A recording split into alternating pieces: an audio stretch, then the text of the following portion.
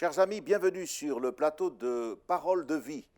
J'aimerais aujourd'hui partager avec vous un texte de l'Évangile selon saint Luc au chapitre 15 et au verset 8 et vous raconter l'histoire d'une petite pièce de monnaie qui s'est égarée. Laissons la Bible nous raconter cette histoire.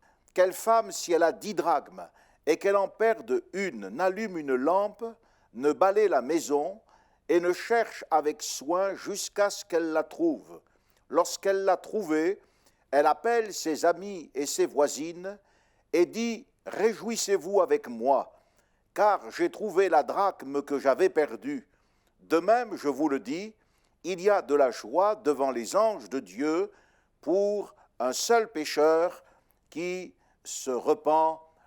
Amen. » L'histoire d'une petite pièce de monnaie qui s'est égarée.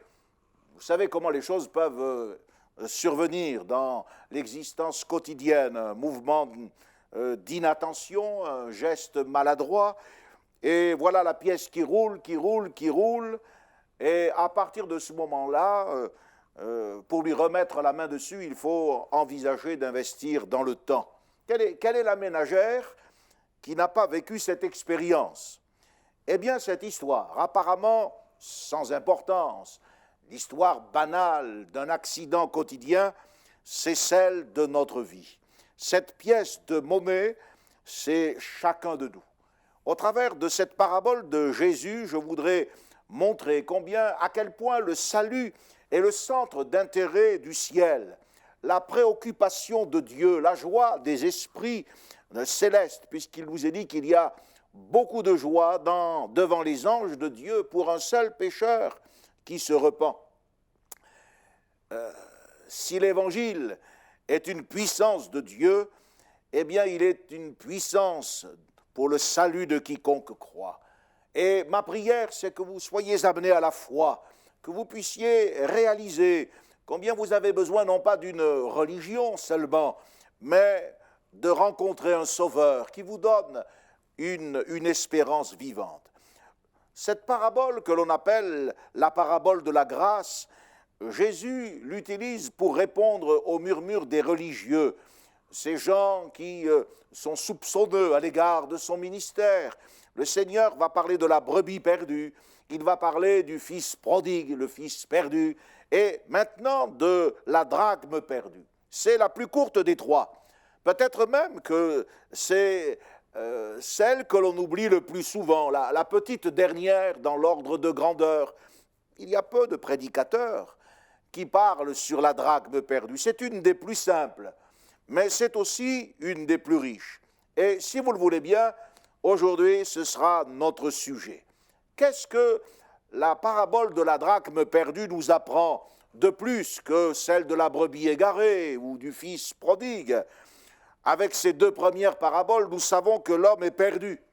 Mais ici, nous découvrons que même lorsqu'il est perdu, l'homme reste précieux aux yeux de Dieu. Il garde sa valeur aux yeux de son Créateur. La perte d'un pécheur, c'est une perte pour Dieu. C'est une source de chagrin pour le cœur de Dieu. Vous savez, la drachme était une monnaie grecque. C'était le franc des Grecs, comme le denier l'était pour les Romains. C'était une pièce en argent. Ce n'était pas du vulgaire métal, du bronze ou autre chose, mais de l'argent. Et le poids de cette pièce était variable suivant les époques. À l'époque de Jésus, cette pièce valait approximativement 80 centimes. Et vous savez, à cette époque, 80 centimes, c'était le prix d'une grande journée de travail, d'une pénible journée de travail. J'imagine que pour que cette femme en ait 10, eh bien, elle avait dû travailler dur pour mettre de côté cet argent en vue des temps difficiles. Il avait fallu peut-être plusieurs semaines, voire même plusieurs mois, pour économiser cette somme. Et j'imagine cette femme, ce soir-là, en rentrant, elle compte son petit trésor, elle a, nous dit le texte, 10 pièces d'argent, et elle imagine en comptant tout ce que chacune de ces pièces lui a coûté, les privations qu'elle a dû subir pour les garder, les économiser. Et aujourd'hui, c'est un drame. Elle est bouleversée, il en manque une. Les larmes lui viennent aux yeux. Toute la peine, tous les efforts, tout cela a disparu. Peut-être même que ces pièces étaient rassemblées en un collier et qu'elle les portait comme les femmes élégantes de cette partie du monde aimaient à se parer. Peut-être même que c'était un cadeau qui lui avait été offert. Mais aujourd'hui, eh bien, il en manque une. Le trésor est dénaturé, le cadeau est dénaturé. Savez-vous, chers amis, puisque cette drachme, cette pièce de monnaie, c'est notre vie, c'est votre vie, savez-vous que vous faites partie du trésor de Dieu? Savez-vous que même perdu, indifférent à l'Évangile, comme quelqu'un peut l'être, vous restez la créature de Dieu. Et en ce moment, Dieu qui vous a si souvent épargné, Dieu qui vous a gardé tant de fois, est bouleversé, comme cette femme pouvait l'être, à l'idée que vous puissiez vous perdre pour l'éternité. Lui aussi, il vous a chèrement acquis, comme cette femme qui a travaillé durement, qui a économisé. Eh bien, vous avez coûté un dur travail, un dur labeur au Sauveur. Son âme a été angoissée et malgré ce travail, malgré ce souci de vous épargner, aujourd'hui, vous êtes perdu pour lui. Vous êtes perdu pour lui. Vous lui appartenez de droit, mais vous êtes perdu.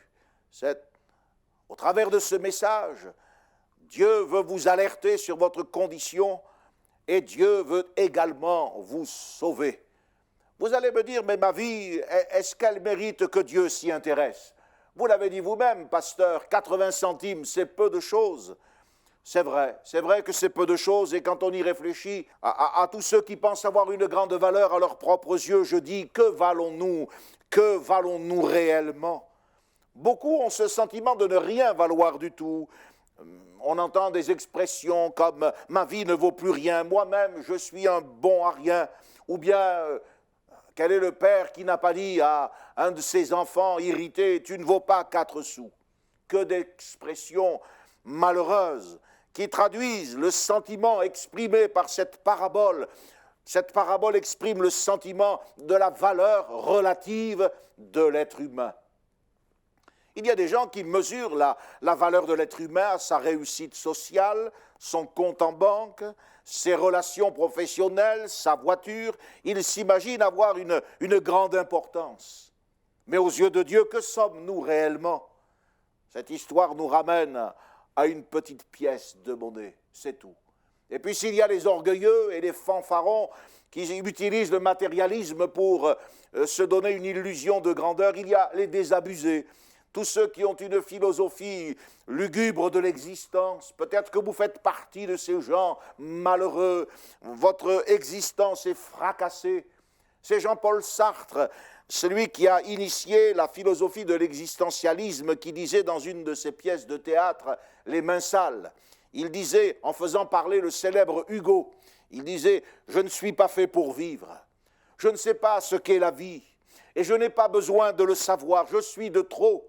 Je n'ai pas ma place, je gêne tout le monde, personne ne m'aime. » Si vous avez eu ce genre de réflexion, eh bien j'aimerais vous dire que malgré votre petitesse, malgré le sentiment que vous n'avez aucune valeur, vous restez précieux aux yeux de Dieu. La Bible nous dit que Dieu nous a tellement aimés qu'il a donné son Fils unique, Jésus, afin que quiconque croit en lui soit sauvé et ne périsse point. Vous pouvez être ce quiconque aujourd'hui, que vous ayez une idée démesurée de votre grandeur ou que vous soyez écrasé par le sentiment de votre misère.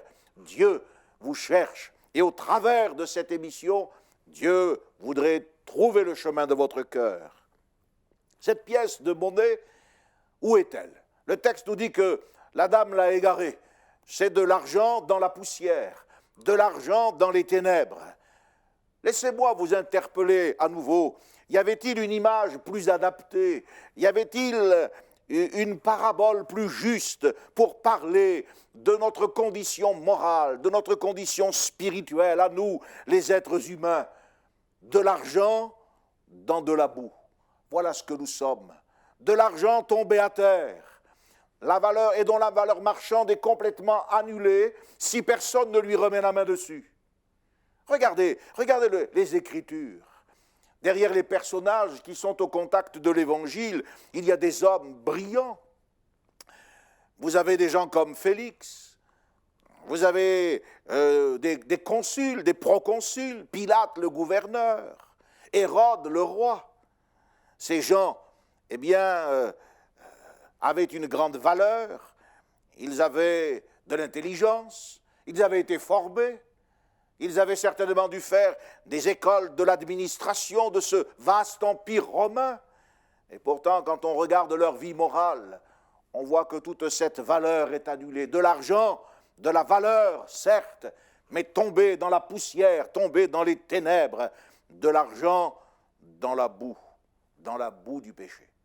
Dans l'évangile de Marc, au chapitre 1er, nous assistons à un dialogue entre Jésus et quelques juifs pharisiens. Ils viennent lui demander s'il faut ou non payer l'impôt. Et vous avez tous entendu parler de la réflexion de Jésus. Jésus prend le denier et il dit, mais de qui sont cette effigie et cette inscription? Et Jésus a répondu avec le fameux « à César, rends ce qui est à César, et à Dieu, rends ce qui est à Dieu ». Alors en effet, il y avait l'effigie de César et il y avait une inscription en rapport avec l'Empire. La drachme, c'est une monnaie grecque. Elle portait aussi une effigie, l'effigie de la déesse Athéna. Et vous savez qu'en tant que créature de Dieu, nous, malgré les désordres du péché, malgré le fait que le péché a altéré en nous cette image, nous portons aussi l'image de notre Créateur. Et il y a en chacun de nous une inscription. Quelle inscription? Eh bien, le livre de l'Ecclésiaste nous dit que Dieu qui nous a créés a mis en chacun de nous la pensée de l'éternité. Et voilà ce qui explique que l'homme, malgré sa petitesse relative, car qu'est-ce qu'une pièce de 80 centimes? L'homme a tant de valeur aux yeux de Dieu. Il fait partie de son plan, il est inclus dans son programme. Et comme il y avait un vide dans le trésor, ce trésor d'économie de cette pauvre femme, il y a aussi un vide dans le cœur de Dieu quand un homme tombe dans le péché et se perd. Ézéchiel a pu dire, de la part de Dieu, toutes les âmes sont à moi, l'âme du Fils et l'âme du Père. Et Ésaïe a dit, je ne veux pas contester à toujours, quand devant moi tombent en défaillance les esprits, les âmes que j'ai faites. Peut-être qu'il y a un téléspectateur qui se sent concerné, sa foi a défailli, il a oublié les promesses de Dieu, il a renié les engagements de Dieu. Peut-être que quelqu'un d'autre réalise en m'écoutant que c'est sa morale qui a succombé sous les coups de la tentation et il est tombé dans la boue, il est tombé dans la poussière et il est dans les ténèbres.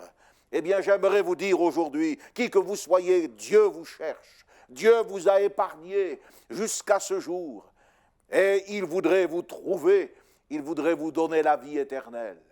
Oui, mes amis, vous portez l'image de Dieu.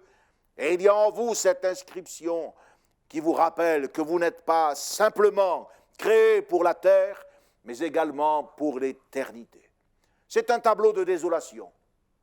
Et c'est ce que nous présente la vie humaine. Mais maintenant, après le tableau de désolation, nous allons voir comment la femme va se ressaisir. Elle a été longtemps prostrée, déçue et désolée d'avoir égaré cette pièce. Mais maintenant, elle se reprend. Et il nous est dit qu'elle va commencer à allumer une lampe, à balayer la maison, et elle va chercher avec soin, je l'imagine, en train de déplacer les meubles, d'essayer de faire le plus de lumière possible. Pourquoi? Pour retrouver cette pièce qu'elle a égarée. Ces trois activités qui sont décrites dans la parole de Dieu, allumer une lampe, balayer la maison et chercher avec soin, eh bien, sont l'image de l'action de Dieu pour retrouver le pécheur égaré que nous sommes. J'imagine cette femme en train de guetter à la lueur de sa lampe le moindre reflet de la pièce d'argent, ou bien en balayant, essayant de tendre l'oreille pour surprendre le bruit de la pièce qui aurait roulé sous un meuble. Eh bien, Dieu guette aussi tous les instants et toutes les occasions et toutes les opportunités de votre existence pour vous parler, pour vous sauver.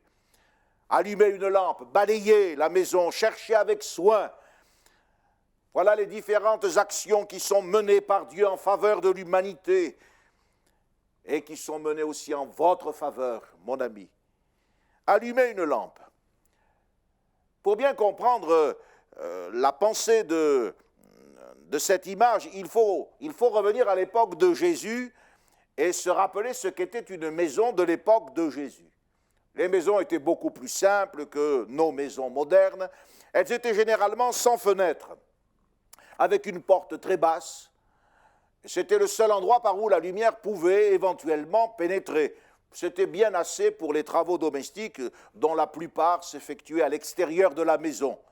Mais c'était très insuffisant lorsqu'il s'agissait d'effectuer sérieusement des recherches. Il fallait beaucoup plus de lumière. Et on comprend que si la lumière pénétrait bien, il y avait pas mal de coins qui restaient dans l'ombre, il fallait allumer une lampe. Dans cette grande maison qu'est l'humanité, dans cette grande demeure où des milliards d'êtres humains logent, il y a aussi une porte par laquelle la lumière divine parvient à l'homme, pourrait éclairer l'homme, mais c'est insuffisant lorsqu'il s'agit d'amener l'homme au salut. Cette porte, c'est la conscience. C'est votre conscience. L'Épître aux Romains au chapitre 1er, verset 18 et au verset 20 nous parle de la conscience et nous dit que là, dans le cœur de l'homme, le bien et le mal se disputent. Les pensées de l'homme qui se justifient ou qui s'accablent sont en mouvement permanent. L'homme peut connaître d'une certaine manière par la conscience. Cette conscience qui lui fait aussi prendre en compte le spectacle de l'univers, lorsqu'il lève les yeux, qu'il voit le ciel étoilé ou la nature. L'homme peut comprendre par le spectacle des œuvres de Dieu, par le débat intérieur concernant le bien et le mal. Toute la différence qui existe entre lui et le Créateur, c'est la porte. Il comprend également des choses qui peuvent l'élever sur le plan moral et spirituel. C'est la porte. Mais la lumière qui pénètre est insuffisante. Est-ce que l'harmonie de la création, par sa lumière, a pu amener un jour un être humain quelconque à mettre de l'ordre dans sa vie? Est-ce que la pensée d'un créateur et le débat intérieur au sujet de la vie, de la mort, a pu remplir de paix le cœur, la conscience d'un homme, d'une femme tombés dans les ténèbres? Le spectacle du beau n'a jamais engendré le bien. Non, par la porte, il n'y a pas assez de lumière. Il a fallu allumer une lampe dont la lumière était destinée à nous montrer le chemin qui mène à Dieu. Et vous savez, cette lampe, c'est la parole prophétique. L'apôtre Pierre nous dit dans sa seconde épître que nous tenons pour d'autant plus certaine la parole de Dieu à laquelle vous faites bien de prêter attention comme à une lampe qui brille dans un lieu obscur. C'est la première chose que Dieu a fait pour nous retrouver, exactement comme cette femme pour retrouver sa pièce. Elle a allumé une lampe. Eh bien, Dieu a aussi allumé une lampe. Il a inspiré les prophètes et ces hommes poussés par le Saint-Esprit nous ont parlé de la part de Dieu. Dieu nous a laissé sa parole. Voilà comment vous pouvez trouver le chemin qui mène à lui. Non pas par la théologie, non pas par la philosophie, par l'humanisme, mais par le moyen de sa parole. Car Jésus a dit, ta parole est la vérité. David a dit, elle est une lampe à mes pieds, elle est une lumière sur mon sentier. L'apôtre Jean a pu dire que la vie était la lumière des hommes. Aujourd'hui, dans notre monde, il y a beaucoup de lumière artificielle. Mais les lumières artificielles peuvent éclairer l'esprit, l'intelligence. Elles peuvent nourrir l'âme avec l'art, avec les spectacles. Mais les lumières artificielles n'engendrent pas la vie.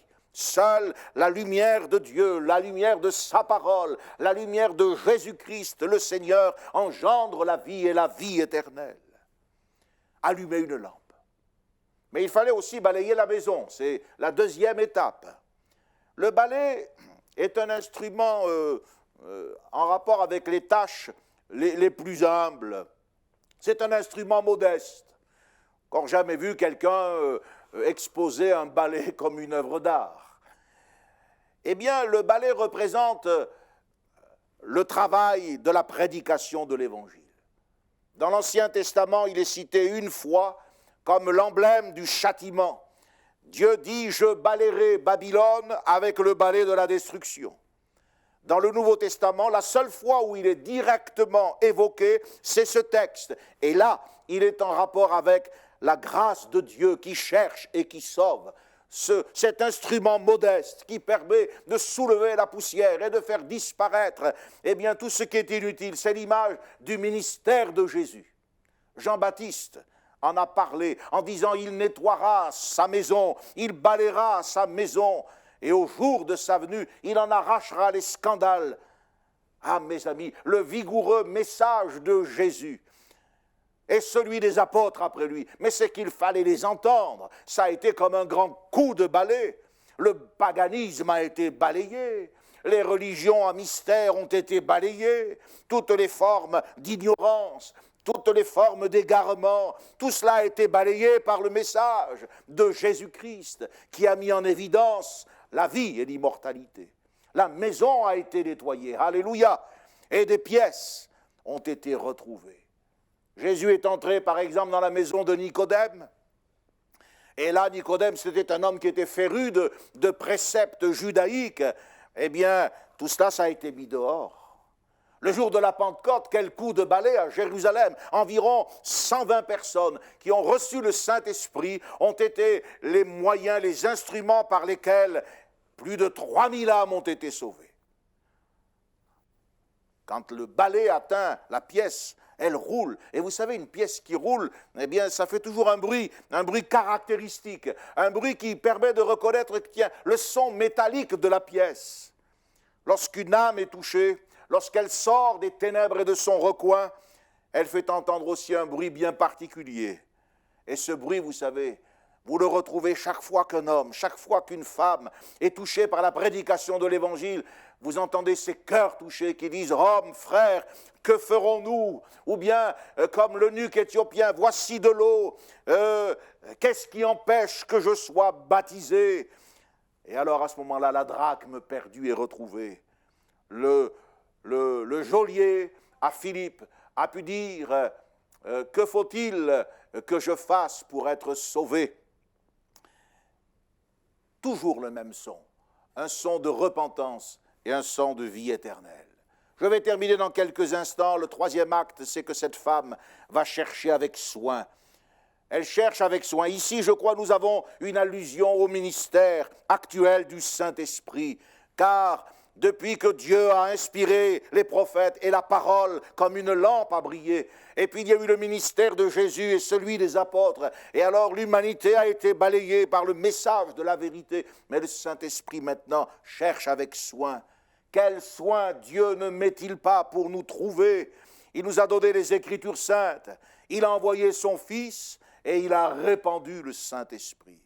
Quand le Saint-Esprit sera venu, disait Jésus, il cherchera les hommes, il les convaincra de péché, de justice et de jugement. Quel soin le Saint-Esprit ne met-il pas à te trouver par les émissions Paroles de vie? Eh bien, le Saint-Esprit veut te trouver là où tu es. Cette femme ne s'est donné aucun repos jusqu'à ce qu'elle la trouve, nous dit le texte.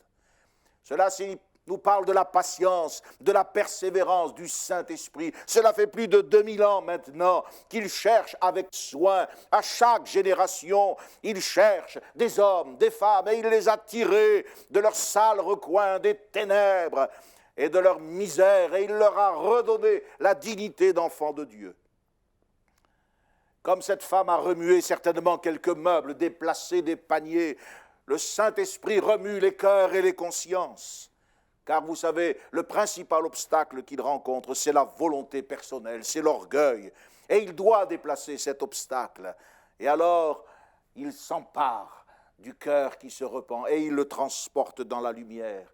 Ce texte, mes amis, nous dit que quand un pécheur se repent, eh bien, il y a beaucoup de joie devant les anges de Dieu dans le ciel. Le ciel est une réalité.